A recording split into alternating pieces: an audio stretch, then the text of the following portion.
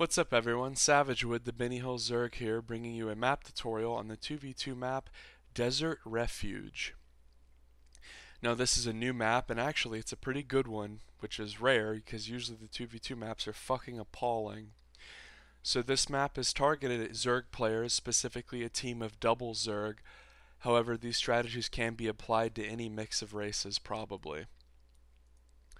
But it will focus on double Zerg. So spawning in the bottom left hand corner is me, Savage with the Benny Hill Zerg, and my partner playing Zerg is A Ramp, affectionately called Rampy. Usually I play with Elusive Smoke, Spencer, but not this time. So a lot of shit talk going on, which is pretty standard for us and for 2v2.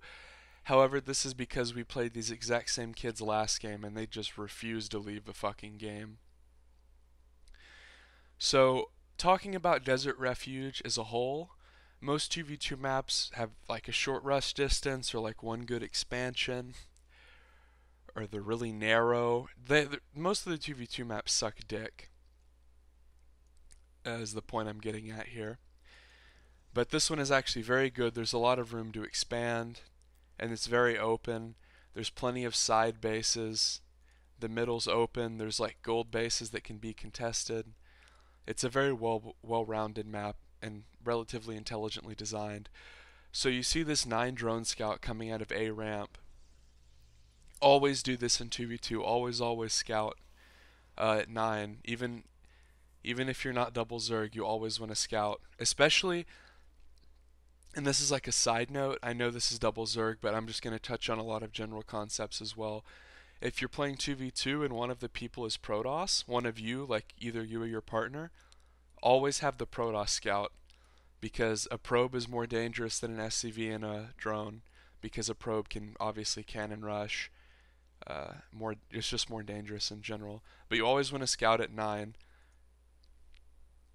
This is another note.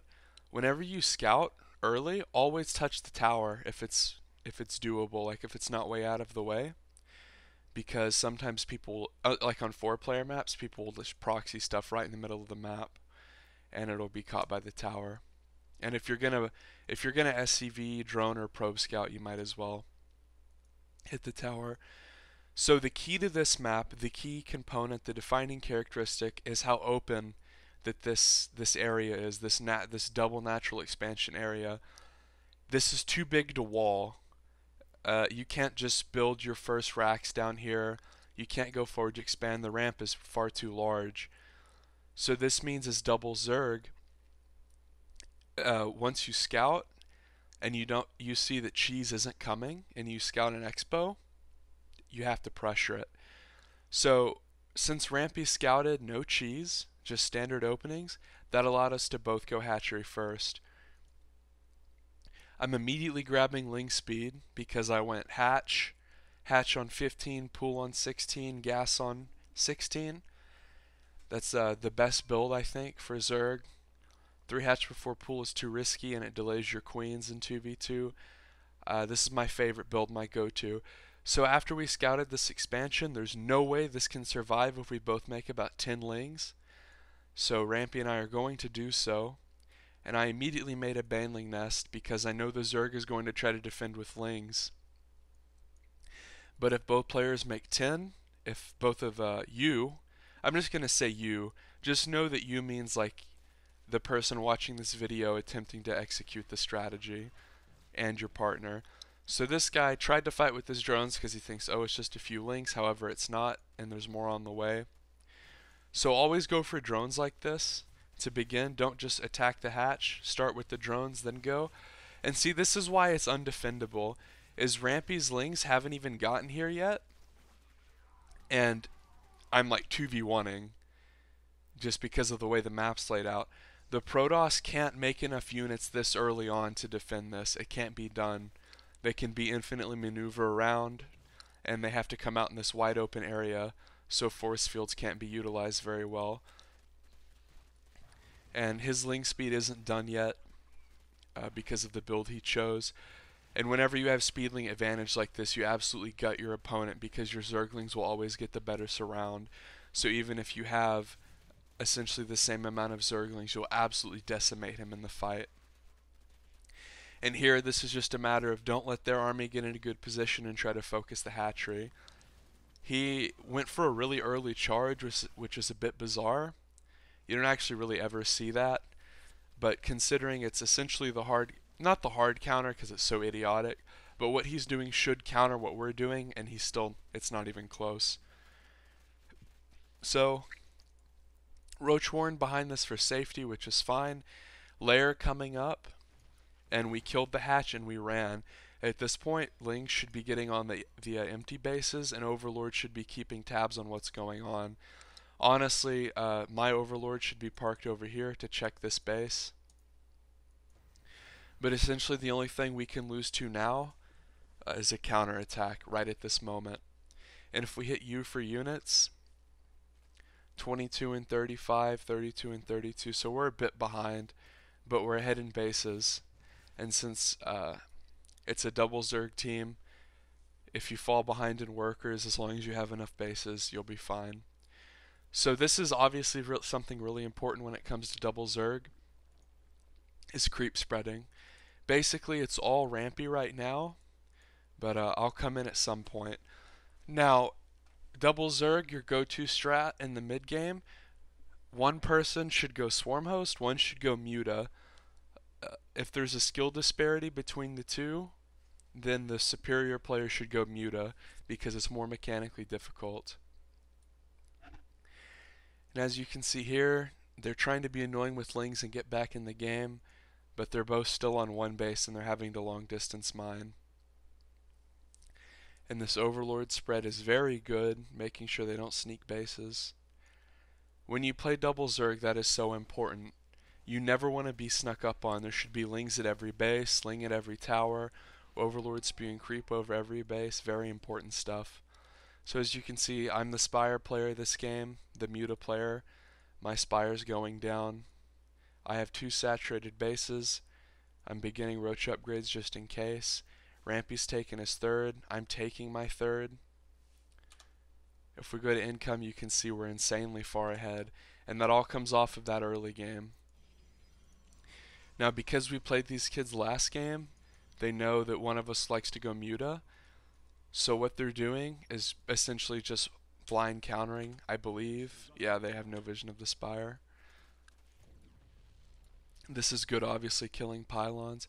This is a really popular spot to put pylons, as well as up here on this cliff, and vice versa. Just be aware of that. And then, because of the Overlord spread, I was able to see that base. And the mutas are out. And because this base is so late, this guy will never be able to catch up in mutas. That's how mutas work. If you're ever behind someone in Zerg versus Zerg and they're going muta, don't go muta, because you'll never be able to catch up. This is obviously a big part of double Zerg, is these little Zergling counterattacks. Very strong, good on Rampy for doing that. As we can see, these zealots are going to get cleaned up pretty soon here. Oh shit, sorry. By the mutas. Now this is something that I never really see, but I love to do. Have your group of mutas, have one shift A move click all around the corners of the map, and then shift click it out of your control group at the bottom. That way the one muta will fly around like a Viking in ZVT and kill overlords. Because a lot of times if you surprise your opponent with mutas, that initial, like that 30-second window of when they pop and when they fly to their base is when you can get the most damage done. So you don't want to spend the entirety of you don't want to use that window to run around and clear overlords. So at this point, this guy is never going to be able to catch up in mutas with me theoretically. The thing is his buddy is going Mass Phoenix, and I'm sure we'll eventually go into Void Ray. So he has that going for him. However, if we go back to income, you can see the income disparity is huge. We're still using our enormous lead from the early game. This is important whenever your opponent's going Phoenix, and they don't have very many, and they're just kind of leaving them out, is you run up on them with mutas and pick them off. You always want to run right on top of them before you start shooting, because you want to be able to kill them. So obviously harassing with mutas is important. It's kind of the whole point of the unit. Clearing overlords also very important. Getting map control. This is kind of a general tip. Whenever you micro against, once you see the mutas, obviously you have to leave. But when you're microing against Phoenix, a lot of times they can chase you down, especially if they have range. So one thing you can do is turn back for a second, and then the Protoss will get scared and be much less likely to follow you. So as we can see, the gold base is saturated now. Rampy's still lacking saturation, but that's okay. He is going into Swarm Host, and this is a big map. It's not great for Swarm Host until you get creep pushed up through here, up through the tower, and you can siege this gold. But it's still a pretty good map. Obviously, double Zerg, one of the things you want to focus on is creep spread.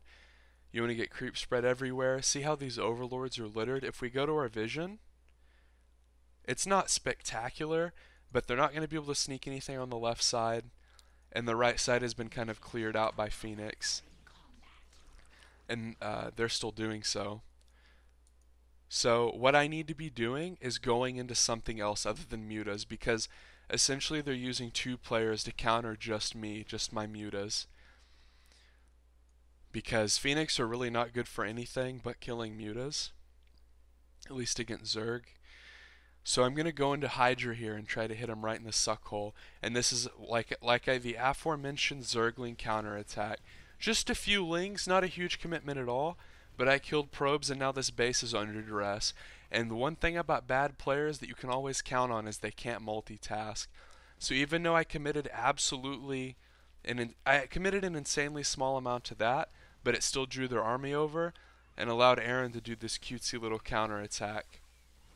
Now I'm going to fly in here with my mutas, and this is what I was talking about with compositions. I have so much more than him because of the macro advantage that even though they both built to counter mutas, it doesn't even matter.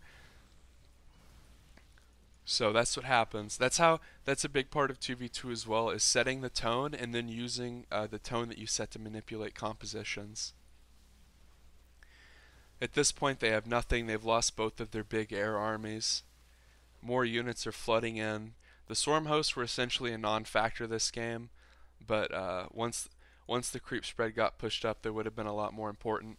And a lot of why the creep spread didn't get pushed up was because I messed up my build and didn't commit enough to helping Aaron push the creep spread up. So it's all but over, and those extremely few Zerglings that I committed up top were able to kill that base. Normally they wouldn't have been able to, but that's what happens when you multitask. So that was just kind of my ramblings about Desert Refuge. Obviously the linchpin of the strategy is to deny these bases if you're double Zerg, if they go for a fast expand, and then use that advantage to manipulate compositions and transition your macro lead into an army lead and a subsequent victory. So a lot of general concepts there that a more experienced player might know, but some Desert Refuge specific tips as well as some double Zerg specific tips. If you enjoyed it, leave a comment and a sub and all that jazz.